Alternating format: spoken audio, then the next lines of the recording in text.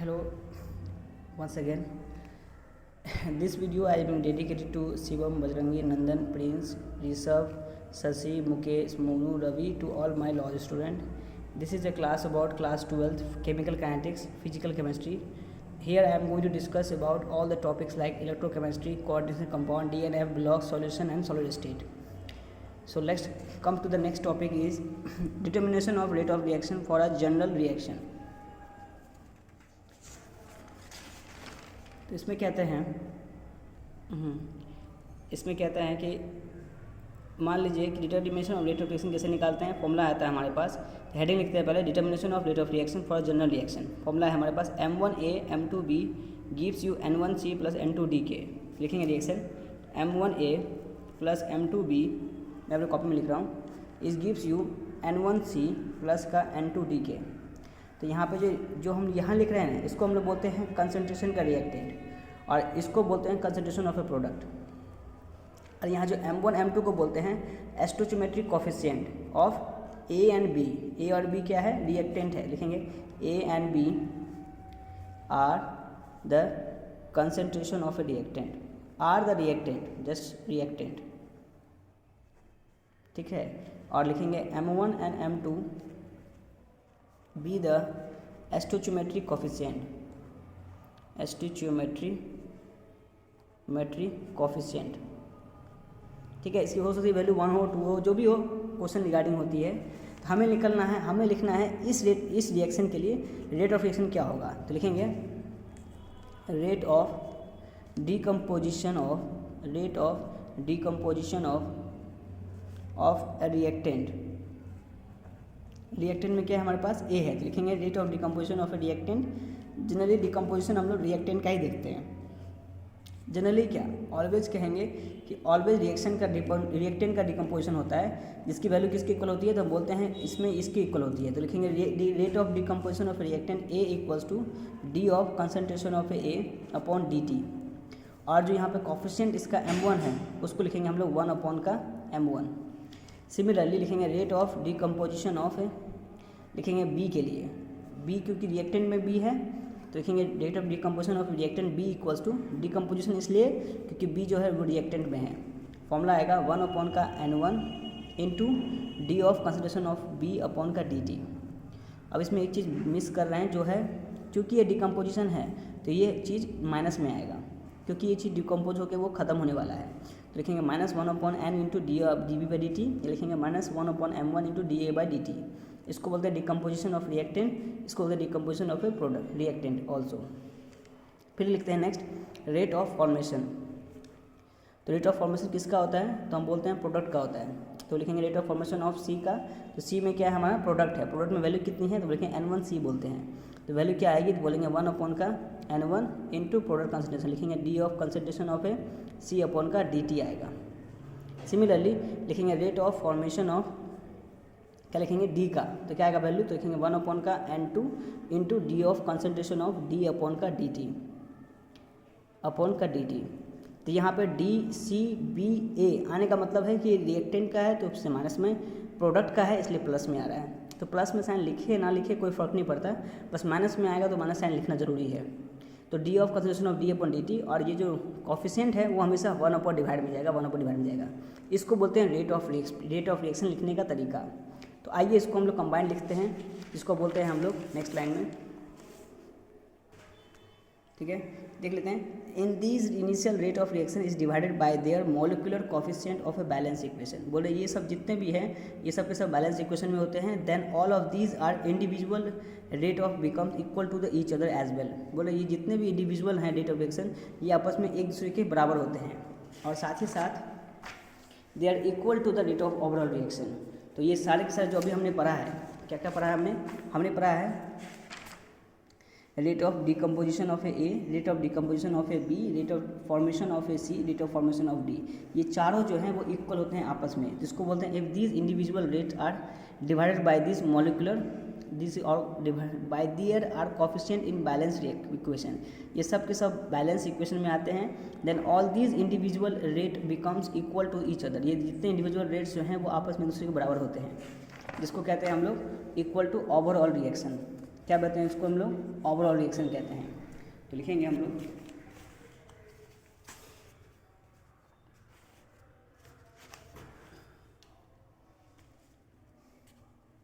लोग rate of overall reaction is equals to 1/n1 into D of n1 नहीं m1 होना चाहिए, rate of m1 D of concentration of A upon D T equals to होगा minus का 1/m2 into D of concentration of B upon का D T, फिर equal होगा 1/n1 D of concentration of C upon का D T equals to होगा 1/n2 D of concentration of D upon का D T. ठीक है, ये सब आपस में इक्वल होंगे। ठीक है, एग्जाम्पल के तौर पर देख लीजिए, यहाँ दे रखा है, जैसे मान लीजिए N2 दे रखा है 3H2 2NH3 के इक्वल, तो बोलते हैं N2 है रिएक्टेंट का डिकम्पोजिशन, तो इसको लिखेंगे रेट ऑफ डिकम्पोजिशन, बोलेंगे N2 का, तो वैल्यू आएगी माइनस का del of concentration of N2 upon delta T. फिर कहता है H2 का कंसंट्रेशन डिकम्पोजिशन, लिखेंगे rate of decomposition of H2 होगा माइनस का del of DH2 upon dt, जिसका कॉफिशिएंट है उसको डिवाइड करना पड़ेगा 1/3 से, मैंने यहाँ लिखा है 1/3। फिर कहता है rate of formation of NH3 में वैल्यू क्या आती है, तो बोलते हैं NH3 का मोल बन रहा है del of NH3 upon delta T. और जब हम लिखेंगे ओवरऑल रिएक्शन या बोलेंगे रेट ऑफ रिएक्शन, तो वहाँ लिखेंगे del of N2 upon delta T minus del of H2 upon का डेल्टा टी इंटू 1/3, क्योंकि कॉफिशिएंट में यहाँ पे 3 था तो 1/3। फिर है del of concentration of NH2 upon NH3, तो लिखेंगे del of NH3 upon delta T, coefficient में 2 है तो 2 से डिवाइड कर दिया 1/2। अब कहता है, ये तो मैंने एग्जाम्पल समझा दिया, अब इसके ऊपर क्वेश्चन पूछता है कैसे। कहता है the Haber process is the rate of decomposition of a hydrogen gas दे रखा है इतना, calculating the rate of formation of NH3। तो बोलता है कि अगर हमें NH3 का रेट ऑफ रिएक्शन निकालना है तो क्या निकालेंगे, पहले रिएक्शन लिखेंगे N2 + 3H2 बनता है 2NH3 का, हमें दे रखा है हाइड्रोजन हैबर प्रोसेस में हाइड्रोजन का दे रखा है क्या, डिकम्पोजिशन दे रखा है, मतलब हाइड्रोजन जो है किस रेट से डिकम्पोज हो रहा है वो हमें दे रखा है। तो बोल रहा है NH3 का कितना मोल बनेगा वो बताओ, तो हम लिखेंगे 1/3 times of NH2 upon delta T, लिखेंगे 1/2 times of NH3 upon delta T के, दोनों को बैलेंस करेंगे तो क्या आएगा वैल्यू, तो लिखेंगे डेल ऑफ NH3 अपॉन का delta T equals to 2/3 times of जो कंसंट्रेशन दे रखा है हाइड्रोजन का वो लिखे 1.5 10⁻³ है, मल्टीप्लाई किया वैल्यू कितनी आई, तो बोलेंगे वैल्यू आ रही है 10⁻³ moles litre inverse into second inverse. आसान है, कोई समझने में दिक्कत हुआ इसमें, फिर भी मैं एक करके बताता हूँ क्वेश्चन। पहला क्वेश्चन है तो उसको हम लोग समझा के दिखाते हैं। तो हम लिखेंगे क्वेश्चन नंबर 1 कहता है in the Haber process the rate of decomposition, तो लिखेंगे rate of decomposition equals to of a hydrogen दे रखा है, ऑफ ए हाइड्रोजन। ठीक है, तो इसको लिखेंगे इज 1.5 10⁻³ है, यूनिट दे रखा है इसका मोल इनवर्स, मोल into litre inverse into second inverse. ठीक है, देन हमें निकालना क्या है, calculating the rate of formation of NH3 निकालना है। ठीक है, अब देखिए हाइड्रोजन का दे रखा है, NH3 पूछा है, मतलब रिएक्शन नहीं दे रखा है पर पूछा है कि ऐसा कोई रिएक्शन बताओ कि जिसमें दोनों चीज़ इन्वॉल्व हो रहे होंगे, ऐसा कोई रिएक्शन बताओ जिसमें हाइड्रोजन भी हो रहा हो, डिसोसिएट हो रहा हो और अमोनिया बन रहा हो। तो वो मात्र एक ही रिएक्शन है जिसको हम लोग बोलते हैं N2 + 3H2 gives you 2NH3, N2 2 mole, N2 2 mole, hydrogen 6 mole, hydrogen 6 मोल। कैसे चेक करते हैं, N2 है तो N 2 मोल यहाँ है, हाइड्रोजन 6 है 3 2 6 हो रहा है तो 2 3 6 हो रहा है, तो बैलेंसिंग रिएक्शन होना चाहिए। अब करने के बाद लिखेंगे यहाँ पे रेट ऑफ डिकम्पोजिशन ऑफ लिखेंगे हाइड्रोजन H2, तो क्या लिखेगा फार्मूला, लिखेंगे माइनस का D of concentration of H2 upon का D of concentration of dt का कंसंट्रेशन नहीं, dt सिर्फ टाइम आता है, कंसंट्रेशन ऑफ H2 लिख दिए। अब लिखेंगे ओवरऑल, ये लिखेंगे रेट ऑफ ओवरऑल रिएक्शन, तो क्या होगा, लिखेंगे माइनस का 1/3 times of del of concentration of H2। कभी लोग डी लिखते हैं, कभी लोग डेल्टा लिखते हैं, इससे कोई फ़र्क नहीं पड़ता है, आप डेल भी लिख सकते हैं, डेल्टा भी लिख सकते हैं।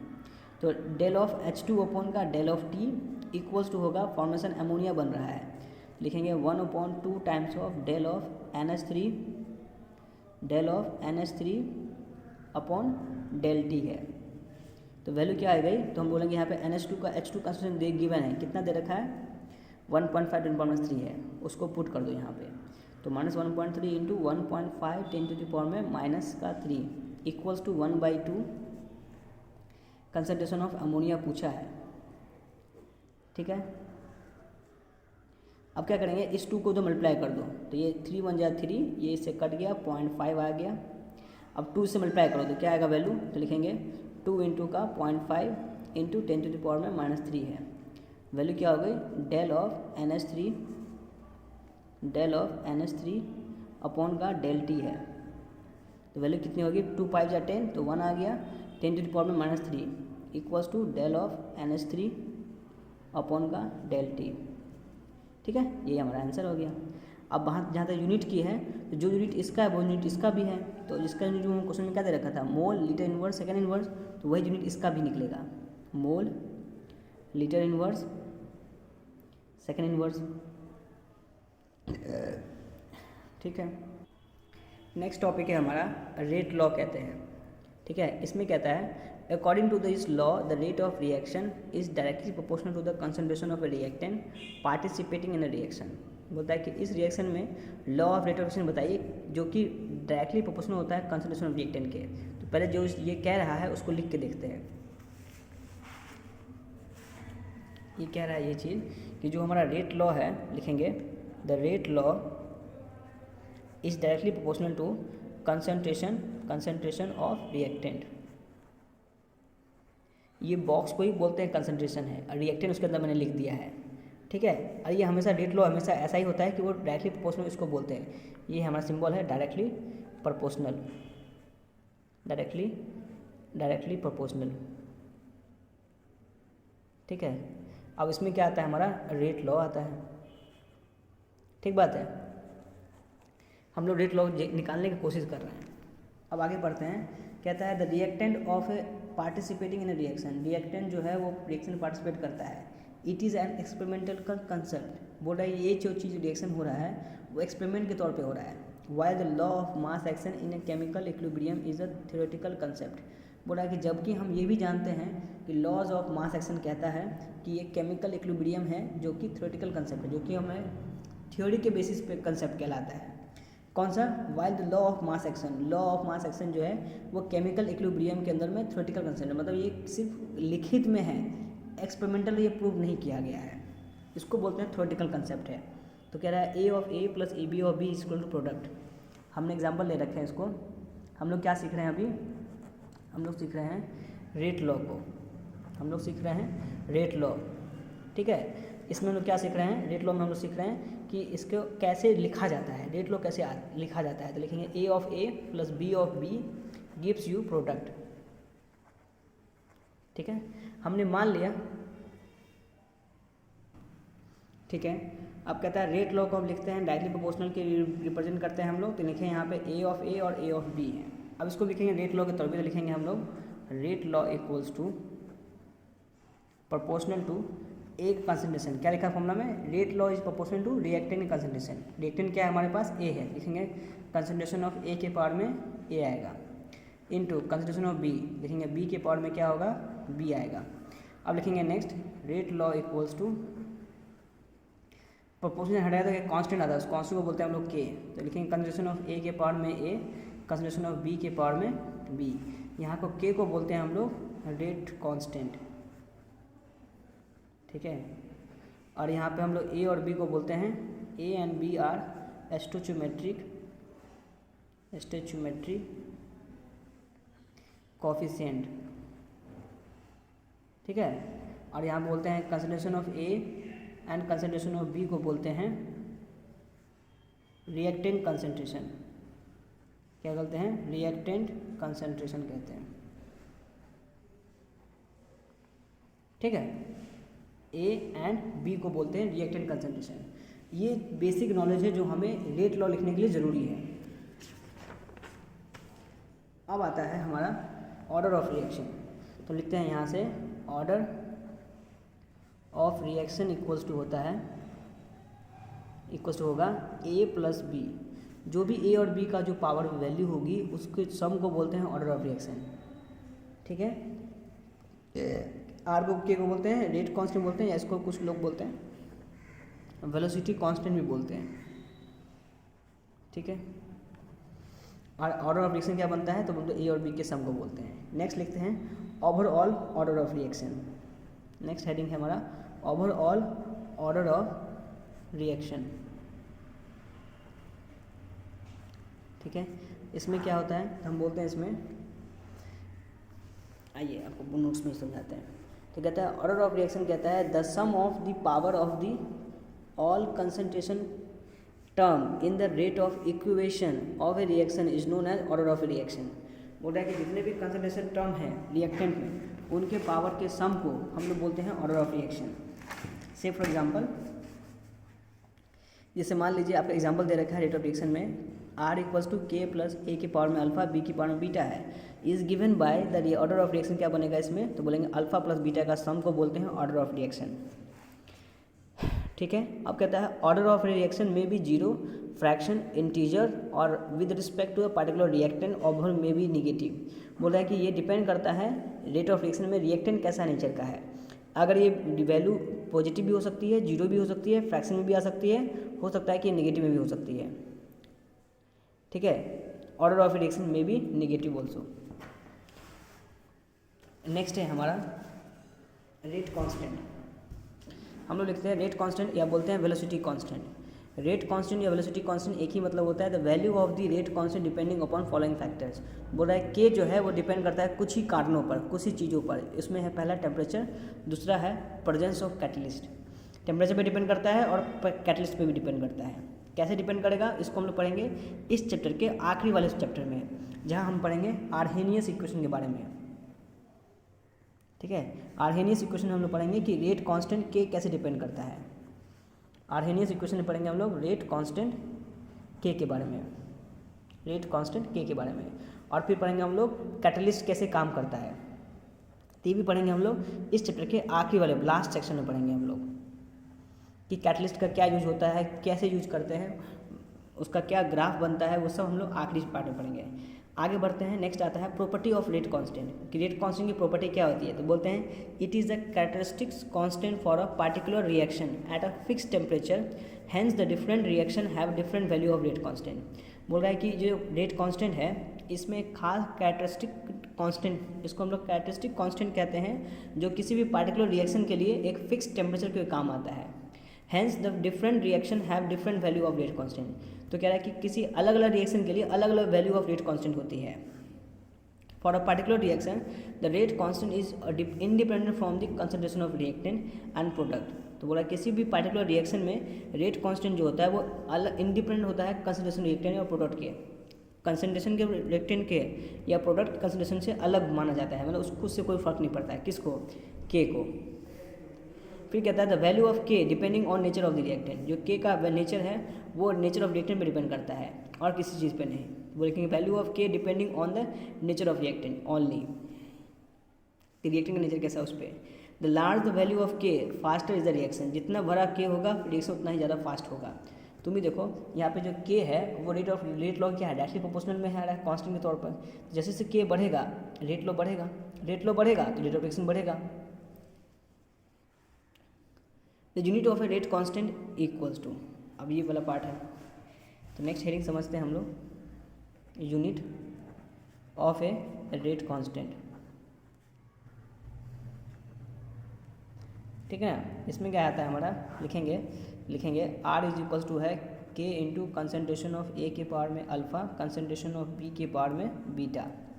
ठीक है, के को बोलते हैं रेट कांस्टेंट। लिखेंगे k equals to rate constant, rate constant formula क्या आ जाएगा, k equals to r divided by concentration of A के पावर में अल्फ़ा, कंसंट्रेशन ऑफ बी के पावर में बीटा। ये भी कंसंट्रेशन है, ये भी कंसंट्रेशन है, ये भी कंसंट्रेशन है, तो एक कंसंट्रेशन कट गया, ये ऊपर जाएगा। तो क्या लिख सकते हैं हम लोग, लिख सकते हैं हम लोग R इज इक्वल्स टू बोलते हैं रेट लॉ, और कंसंट्रेशन ए और बी को बोलते हैं कंसंट्रेशन ही बोलेंगे। ठीक है, अब जो भी इसका हमारा पावर होगा, जैसे मान लीजिए अल्फा और बीटा का जो भी पावर होगा वो रेट लॉ के पावर में आएगा, तो हम बोलेंगे ए और बी को क्या बोल सकते हैं, हम लोग लिख सकते हैं कंसंट्रेशन ऑफ ए रिएक्टेंट, क्योंकि ए और बी तो कंसंट्रेशन ही है, तो रिएक्टेंट कंसंट्रेशन, और जो भी इसका पावर अल्फा प्लस बीटा होगा वो रिएक्टेंट बन जाएगा अल्फा प्लस का बीटा। तो अब हम आते हैं इसके ऊपर एक बेसिक सा एग्जांपल लेकर के।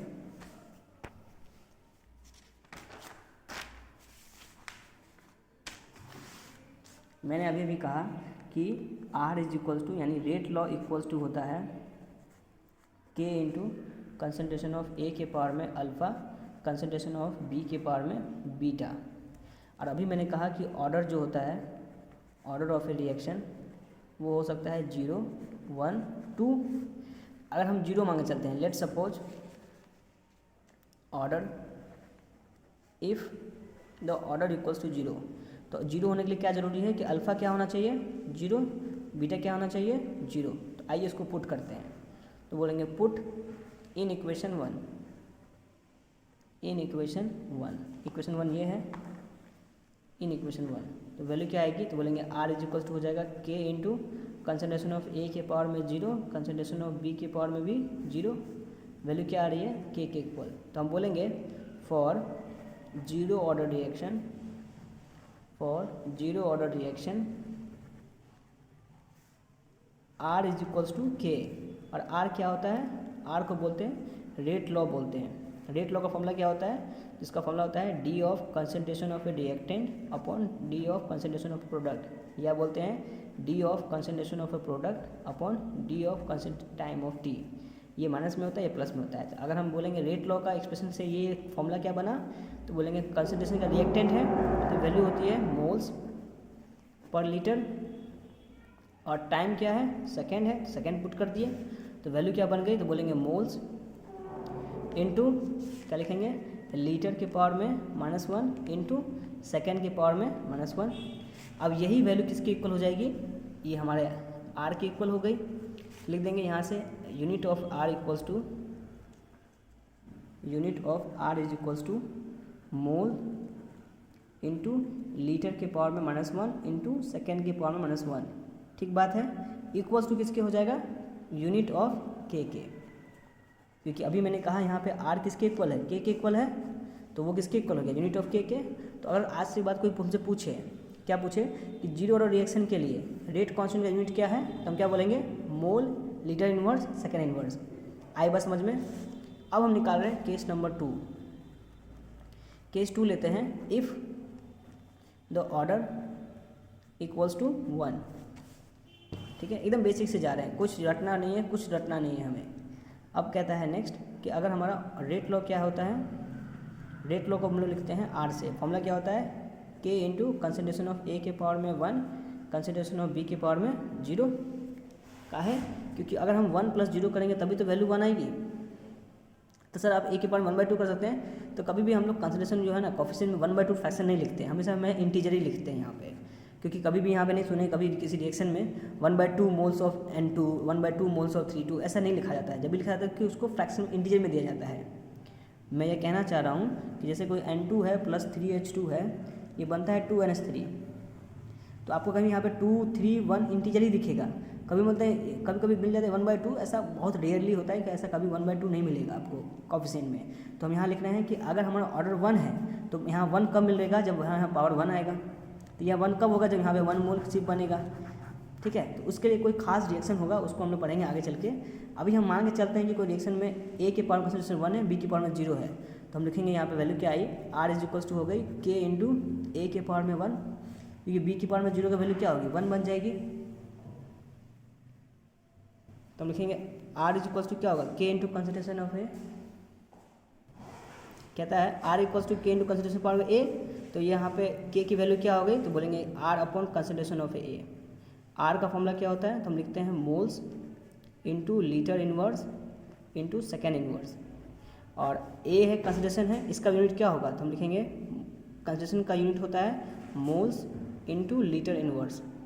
तो यहाँ से लीटर इनवर्स से लीटर इनवर्स कट गया, मोल से मोल कट गया, तो फॉर्मूला क्या बन गया, लिखेंगे सेकेंड इनवर्स।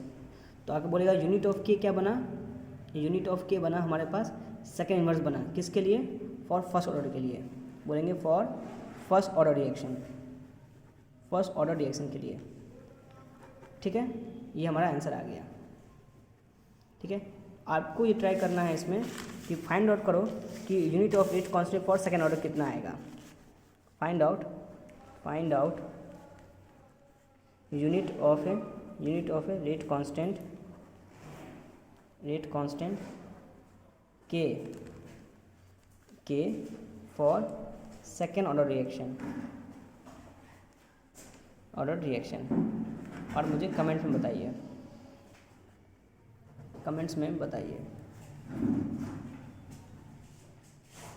ठीक है, थैंक यू।